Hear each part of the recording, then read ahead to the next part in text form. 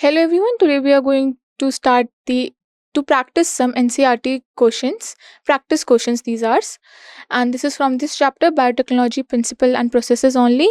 So let's get started.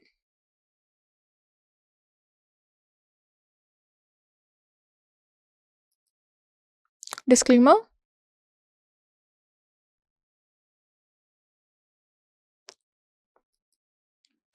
So what are going to be the learning objective of today's class is that we will understand the fundamental concept of chapter 9, that is biotechnology, principle and processes, by working through the NCERT practice questions. These are NCERT based questions, and this is going to enhance your knowledge on this chapter more.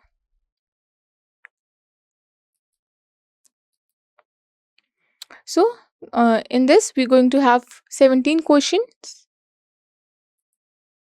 So what is the first question is that which of the following is a restriction endonuclease?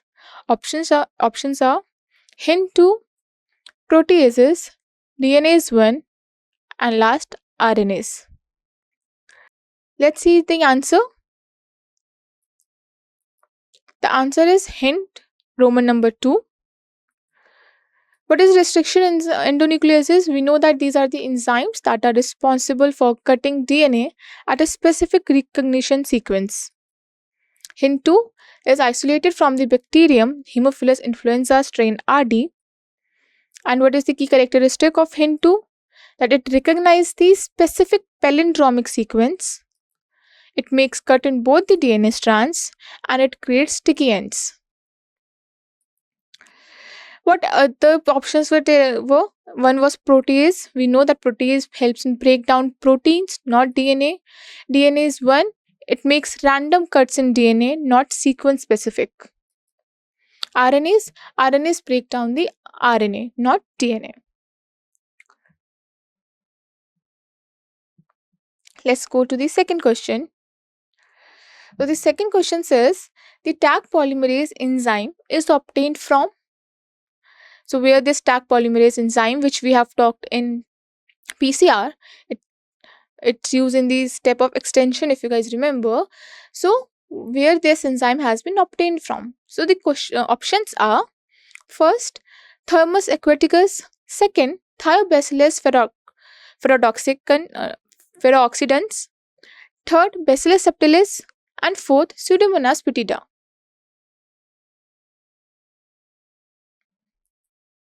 Answer is Thermus aquaticus. Taq polymerase, which is a thermostable DNA polymerase enzyme used in PCR, that is polymerase chain reaction, is isolated from the bacterium, that is Thermus aquaticus, and this organism is found in hot spring and thermal vents. What are the key characteristics? It can withstand very high temperature, which is around 95 degrees Celsius, also during PCR without getting denatured.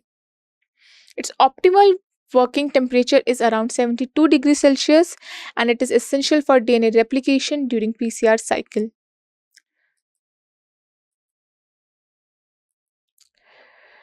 Other options, which is one is the Thiobacillus ferrooxidans.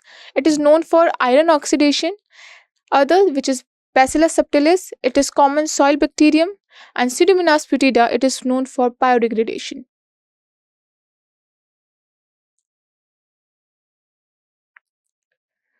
So the next question asks, the process of separation and purification of expressed protein before marketing is called. Options are downstream processing, bioprocessing, post production processing, or upstream processing. The question is asking us, so after we have expressed our protein, but after that we have some step of separation and purification of this expressed proteins before we market it, before we launch it in market. What does that process is called? So answer is downstream processing. It refers to the recovery and purification of the biosynthetic products. It involves steps that occur after production phase in biotechnology. That is separation of cells from the culture medium, cell disruption if product is intracellular. If product is intracellular, then we have to disrupt the cell and get that product out of the cell. Here is the picture that we have also shown in these slides when we were teaching this term, when we were studying this downstream processing, that how the products plus impurities we get last at last. Then we have to undergo this downstream processing, which involves separation, purification, and formulation.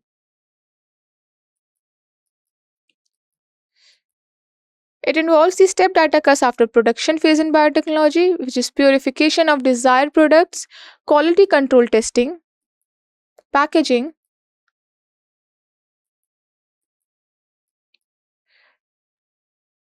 Now, what is upstream processing, which was the other options? It is like preparation of raw materials and media. Bioprocessing, it is an entire production process, and post production processing after it is happens after the purification steps. So our answer is downstream bioprocessing only. Next question. A gene whose expression helps to identify transformed cell is known as, options are vector, plasmid, structural gene, or selectable marker. So it is what it specifically is asking this question, that how we can differentiate that whose expression has been shown by the gene, and how we identify that yeah, this cell has been transformed. So what is the option and what is the gene from among these options that we can use, which can tell us the that whose expression, whose cell is been transformed and which doesn't?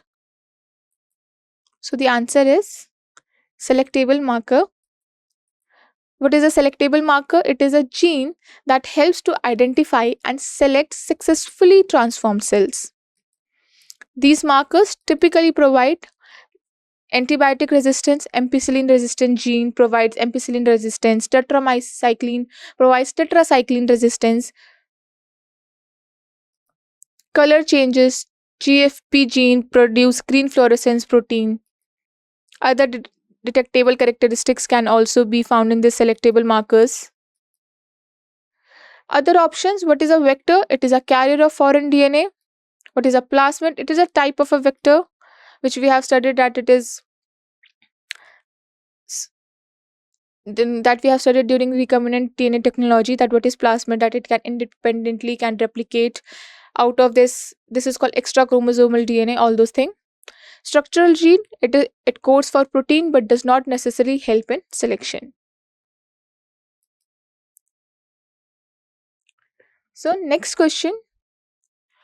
The DNA fragments separated on a agarose gel can be visualized after staining with, options are first acetocarmine, second alanine blue, third ethereum bromide, and fourth bromophenol blue. So this question is asking us that during this gel electrophoresis process, we can visualize this DNA fragments using our naked eyes using which stain? This we have studied a lot of times. The answer is ethereum bromide. Ethereum bromide, it is one of the most commonly used fluorescent dye for visualizing DNA in agarose gel electrophoresis. What is the key features of this ethereum bromide? It intercalates, that is, it inserts between the base pair of the DNA. When exposed to UV light, it fluoresces bright orange color and can detect as little as 20 nanogram of DNA. This is a pictorial representation that how we can see this orange band as DNA fragments in this whole process. Whereas the acetocarmine is used for staining chromosomes, aniline blue stains plant cell walls, and bromophenol blue is used as a tracking dye to monitor the progress of electrophoresis. This is a tracking dye. We can see how much our gel have been run, but this is not used for staining the DNA. So don't confuse yourself with this bromophenol blue.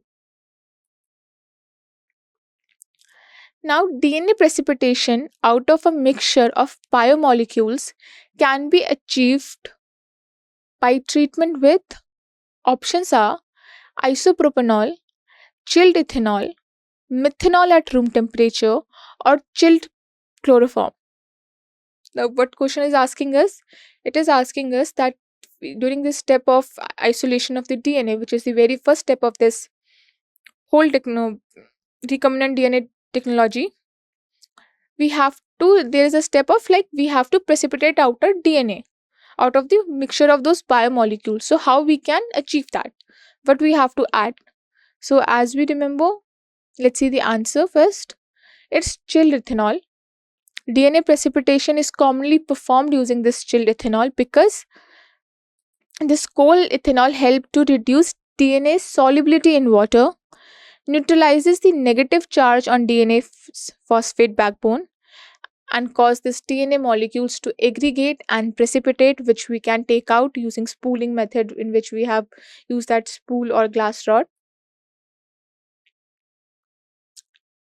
Over isopropanol, ethanol is preferred. Why? Because it is more readily available, it is more cost effective, and it is easier to remove from final DNA pellet. It has more efficient precipitation at low temperature. Methanol and chloroform are not suitable. Why? Because methanol can denature the DNA, and chloroform is mainly used for protein removal in DNA extraction.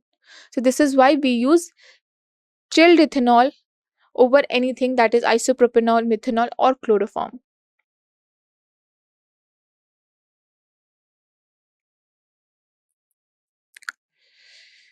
So, which one of the following equipment is essential required for growing microbes on a larger scale for industrial production of enzymes? Options are BOD incubator, sludge digester, industrial oven, or a bioreactor. So, this question is asking us what? That which equipment is essential required for growing microbes on a large scale.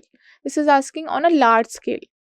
So, we have studied in this chapter that bioreactors can be used to produce our desirable, or we produce this growing microbes on a large scale. What is a bioreactor? It is a vessel or a tank specifically designed for growing microorganism under controlled conditions. Control conditions here means optimum temperature, pH, everything. It is for industrial scale production. This is the NCERT figure only, which is showing two types of bioreactor. First is this simple state tank bioreactor, whereas the other is sparge state tank bioreactor. What is difference between them? In here, it is used mechanical agitation. Mechanical agitation, as in it is using this impeller, this flat bladed impeller for mixing the air and all those things. Whereas this sparge state tank bioreactor, we there are small air bubbles that we sparge from bottom of this bioreactor, and this small air bubbles help in increase the surface area for oxygen transfer.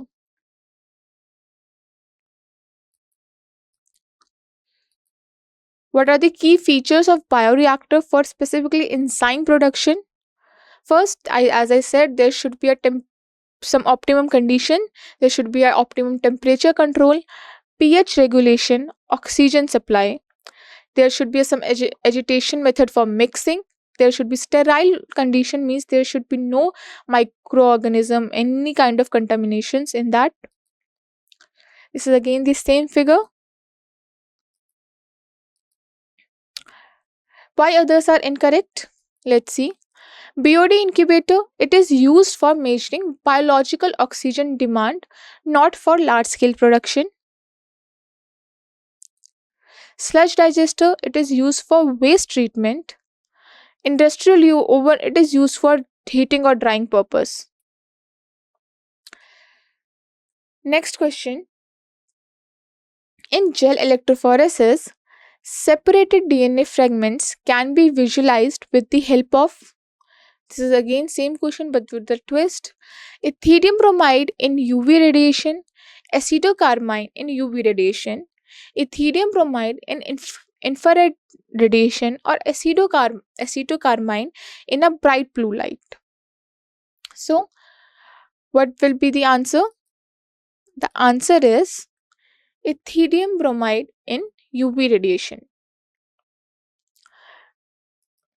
We know that, as I said earlier also, that this etherium bromide is the most commonly used fluorescent dye which we use to visualize DNA in gel electrophoresis. And when this etherium bromides intercalate between or insert between the base pair of the DNA, it fluoresces brightly under ultraviolet light only and appears as orange color bands.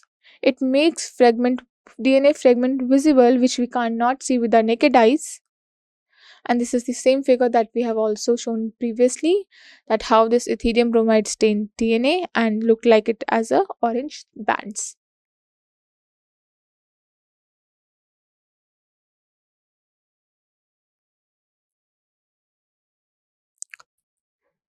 Acetocarmine, as we have also talked earlier, is used for staining chromosome, not for DNA visualization in gels. Infrared radiation is not suitable for etherium bromide fluorescence, and blue light does not excite the fluorescence property of DNA strains.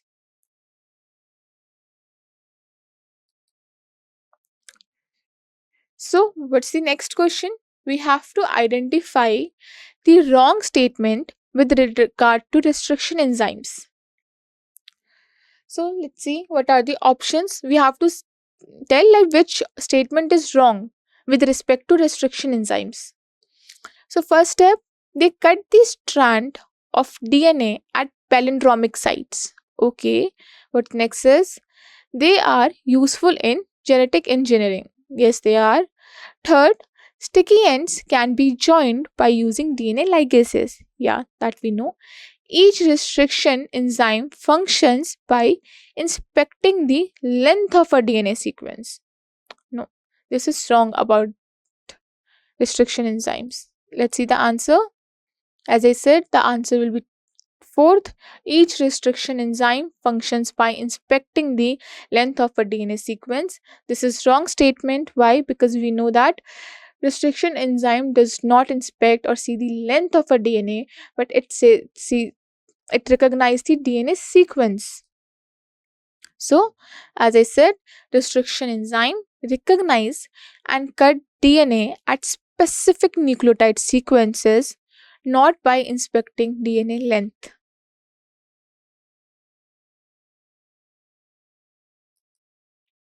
What are the key facts about restriction enzymes? They recognize specific palindromic sequences that read the same on both the strands. As in, if we will read it from 5 dash to 3 dash on one strand, it should read same on the second strand when we will read it from 5 dash to 3 dash. And same vice versa. If we are reading it in like from 3 dash to 5 dash, it should be same as when we will read it from 3 dash to 5 dash in this other strand.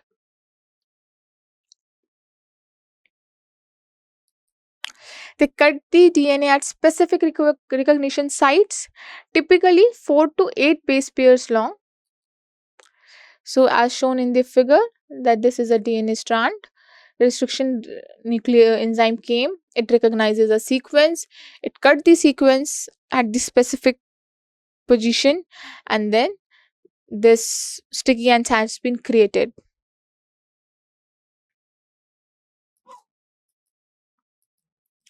What are the key facts about this restriction enzymes? That they can create either sticky ends, which is this overhanging ends, or blunt ends. Blunt ends are the straight ends because they cut DNA at the same position at both this DNA strand. They are essential tools in genetic engineering. We know that one of the very important tools of genetic engineering is restriction enzyme. Without this, it won't be possible. Here is the same figure. Now, next question.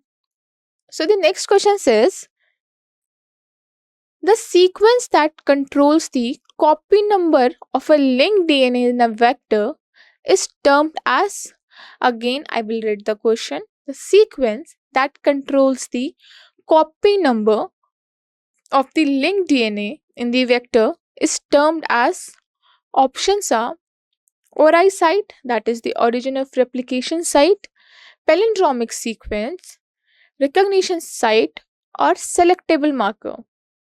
Okay, let's see the answer. So the answer is ORI site, that is origin of replication, a sequence that controls the copy number of the plasmid or vector in the host cell. What are the key functions of ORI site? It allows the autonomous replication of the plasmid. It determines whether the plasmid will be in high copy number or low copy number. It acts as an initial point for the DNA replication. So, as I said, that this ORI, that is the origin of replication, this is a sequence that control the copy number of the plasmid or vector. And this also decide that high, like whether the plasmid will be in the high copy number or the low copy number, because more the number of the plasmid in the cell, more number will be the copy number.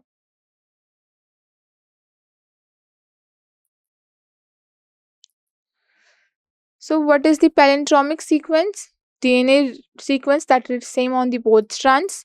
What is the recognition sites where the restriction enzymes bind? What is a selectable marker? It helps in identifying the transformed cells. We have seen in one of the previous question. Next question. Next question is that choose the correct pair from the following. Options are polymerase break the DNA into fragments. Nucleases separate the two strands of the DNA. Exonucleases makes cut at specific positions within DNA, or ligases which join the two DNA molecules.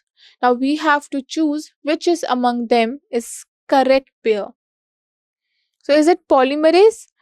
Polymerase break the DNA into fragments? No. Polymerase doesn't break the DNA into fragments. Nucleases, it separate the two strands of the DNA? No, it doesn't separate the two strands of the DNA. Exonucleases, it makes cut at specific position within DNA? No, we know it doesn't make specific position within DNA. Ligases, it join the two DNA molecules? Yes, we know that DNA ligase role is to join the two DNA molecules. It forms the phosphodiester bond between them. DNA ligase, it is an enzyme that catalyzes the formation of phosphodiester bonds between nucleotides. It joins two DNA molecules. This is how it works. If there will be this sticky end, this is overhanging stretches, DNA ligase can help in joining them. If you talk about polymerases, it is enzyme that synthesize new DNA strands using existing template. If we talk about nuclease, it is an enzyme that cleave nucleic acid. And if we talk about exonucleases, it is a type of nucleases that remove nucleotides from end of the DNA. Next question. So, DNA strands on a gel stained with ethidium bromide when viewed under UV radiation appear as, options are bright blue bands, yellow bands, bright orange bands, or dark red bands. Okay, I'll tell you the answer.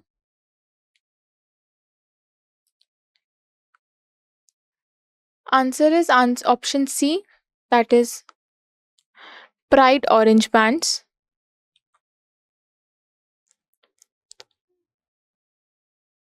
Why it is showing bright orange bands? Because we know that ethidium bromide is a common used fluorescence dye in molecular biology for detecting DNA in gel electrophoresis. When ethidium bromide intercalates, that is insert between the base pairs of the DNA, It forms a complex with DNA. This complex becomes highly fluorescent, and that's why we can see this orange bands in the on our gel.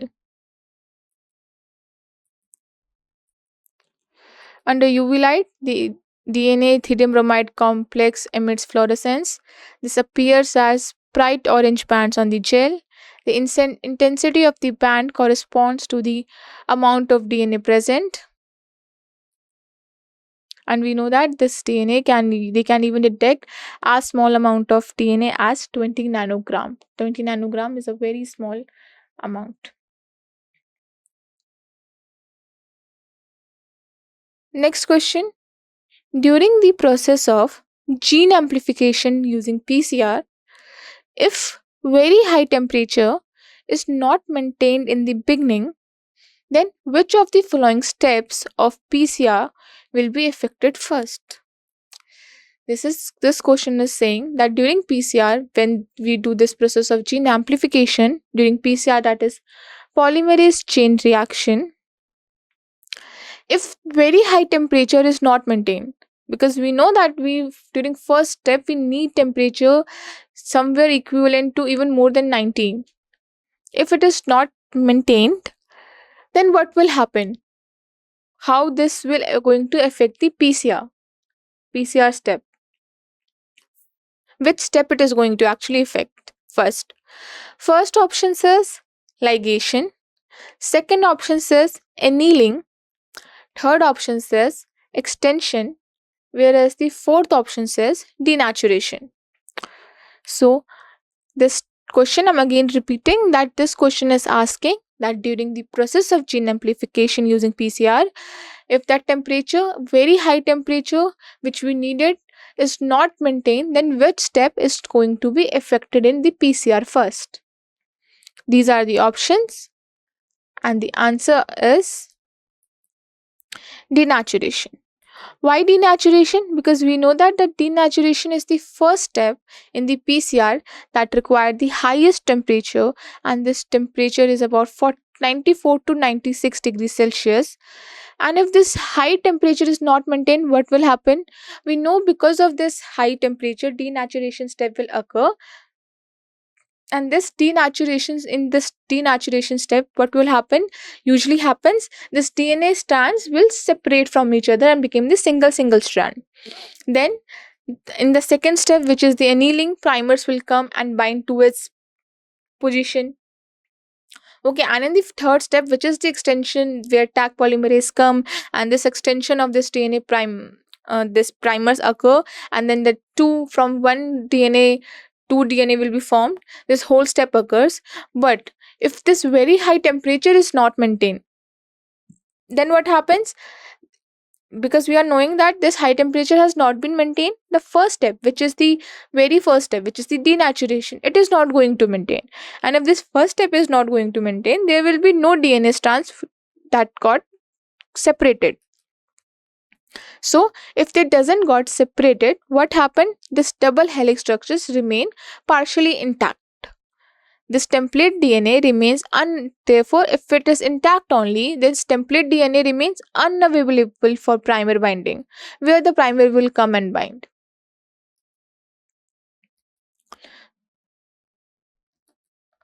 Other steps, as I said, after this, because there is no denaturation step, then there will be no annealing step, which requires 50 to 60 degrees Celsius. It's a lower temperature, and this is a step where this primer will go and bind to the DNA. And then the third step, that is 70, which happens at this 72 degrees Celsius, where we need this Taq polymerase. This will also not occur because the very first step of denaturation hasn't take place. Ligation is not even a step in basic PCR, so this is not going to even, we will consider it. Now, next question. So the next question is, a specific recognition sequence identified by endonucleases to make cut at specific positions within the DNA is, It's saying that there is a specific recognition sequence that endonucleases, that is restriction enzymes, identify to make the cut at specific position. So what is this sequence within the DNA is? Options are A. Poly A tail sequences. Second, degenerate primer sequences. Third, Okazaki sequences. Or fourth, palindromic nucleotide sequences. Let's see the answer for this. So the answer is palindromic nucleotide sequence. Palindrome, we know that we can read same from both the ends. So what is a palindromic sequence? As I said, is a sequence reads the same on both DNA strands when read in 5' to 3' direction. Restriction endonucleases recognize the specific palindromic sequences, which is usually 4 to 8 base pair longs on the DNA. These sequences serve as a recognition sites where this enzyme binds and cuts the DNA molecule. Here, this is a palindromic sequence. How? Because as you guys can see, we can read GAATTC from 5' to 3' on one strand, and if we read this on from this second strand, that is from 5' to 3', it reads the same, that is GAATTC. We know that this restriction endonucleases cut at the specific position, and here it cuts between G and A nucleotides both in the 5' to 3' strand also, and from this second 3' to 5' strand, 3' to 5' strand also, both at the specific place, that is between G and A.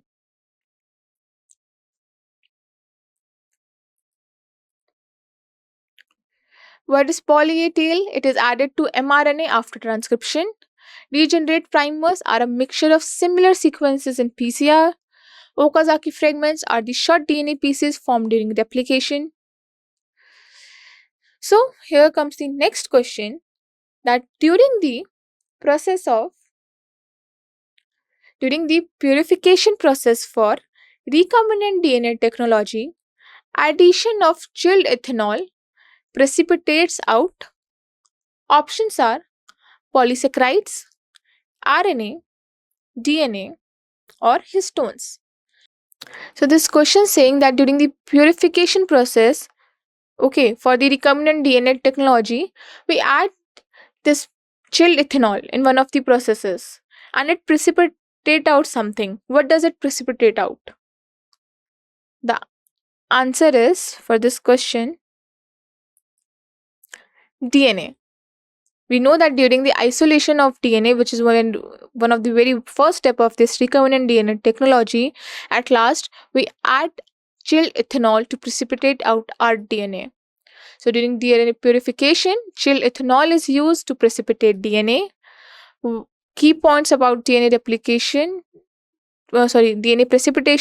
is that DNA is negatively charged due to its phosphate backbone. Ethanol reduces the dielectric constant of the solution. This makes DNA molecules less soluble and cause them to aggregate. Cold temperature help in better precipitation, and thus at last step, using this spooling step, we can take out our DNA. Polysaccharide RNA histone is not precipitate out using chilled ethanol, that we know.